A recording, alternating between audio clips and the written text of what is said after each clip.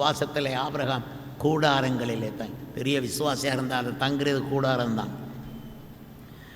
திருநெல்வேலி நீ கூடாரம் போட்டாலும் சரி, அதுவே உனக்கு ஒரு நாள் சொந்தம் நல்ல கான்கிரீட் பில்டிங்காக கர்த்தர் மாற்றி உனக்கு நல்ல வசதியை, உன் பிள்ளைகள் வாழ்வதை நீ பார்க்க தேவன் வசதி பண்ணுவார்.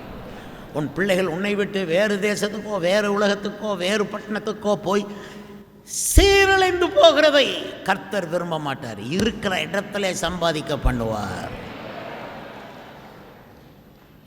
சில பேருக்கு கவலையே இல்லை. காரணம், பிள்ளைகள் செய்கிற தவறுகளை இவங்க பார்க்குறதே இல்லை, தெரியாது, அதனால் கவலை இல்லை. தெரிஞ்சவங்க கவலைப்படுறாங்க. அதனால தான் நான் சொல்கிறேன், இதையே பட்டணத்தில் கர்த்தர் உங்களை ஆசீர்வதிக்கணுங்கிறதுக்காக தான் இந்த துதியின் கோட்டை இங்கே இருக்குது, நாங்கள் இங்கே இருக்கிறோம். இங்கேருந்து நீங்கள் எங்கேயாவது போகிறதுக்காக நாங்கள் இவ்வளவு உங்களை பெற்றெடுத்தோம். கூட கொஞ்சம் சம்பளம் வாங்கலாம் பாஸ்டர், நீங்கள் ஏன் பொறாமப்படுறீங்க? எனக்கு எதுக்கு பொறாமை? முழு உலகத்தையும் ஆதாயப்படுத்தினாலும் தன் ஜீவனை நஷ்டப்படுத்தினால் அவனுக்கு லாபம் என்ன? வெளிநாட்டில் சம்பாதிக்க போகிறேன், வெளியூரில் சம்பாதிக்க போகிறேன்னு போனவன் ஆவிக்குறி ஜீவியம் ஒன்றும் இல்லாமல் போச்சு. அவனுக்கு தாய் சபைக்கு நினைப்பே கிடையாது. திருநெல்வேலி தாய் சபை துதியின் கோட்டை தனக்காக ஜெபித்த பாஸ்டர், தனக்காக ஜெபித்த தாய்மார் தந்தைமார், தூக்கி வளர்த்தவங்களெல்லாம் மறந்து எங்கேயோ போய் எவருக்கோ காசை செலவழித்து போதை மருந்துகளை பயன்படுத்தி குடித்து வெறித்து. ஆனால் நம்ம பிள்ளைகளில் ஒரு பிள்ளைகளும் அப்படி வேண்டாம். நம்ம கண்ணுக்கு முன்னால் பிள்ளை வளரட்டும். ஹல்லேலூயா.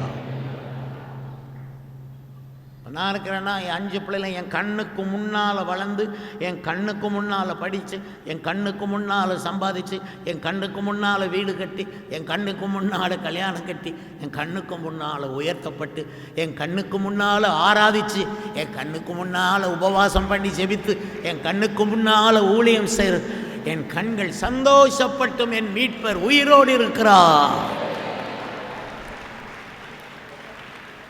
உங்க கண்கள் அதை காணும் அந்நிய கண்கள் அல்ல. நீ அடுத்தவன் ஆசீர்வாதத்தை பார்க்கறதுக்கு கர்த்தர் அழைக்கல. உன் பிள்ளைகளுடைய ஆசீர்வாதத்தை நீ பார்க்கணும். உன் பிள்ளைகளுடைய தோட்டத்தை நீ பார்க்கணும். உன் பிள்ளைகளுடைய தோட்டத்தில் இருக்கிற கிணற்றை நீ பார்க்கணும். உன் பிள்ளைகள் இருக்கிற தோட்டத்தின் கனிகளை பறித்து நீ புசிக்கணும்.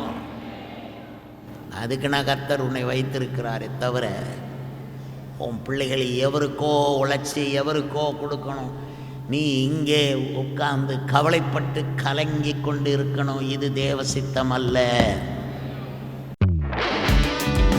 துதியின் கோட்டை ஆலயம் புதிய பேருந்து நிலையம் அருகில், திருநெல்வேலி 620007 தமிழ்நாடு, தென்னிந்தியா. இணையதள முகவரி www.fortopriceministries.org.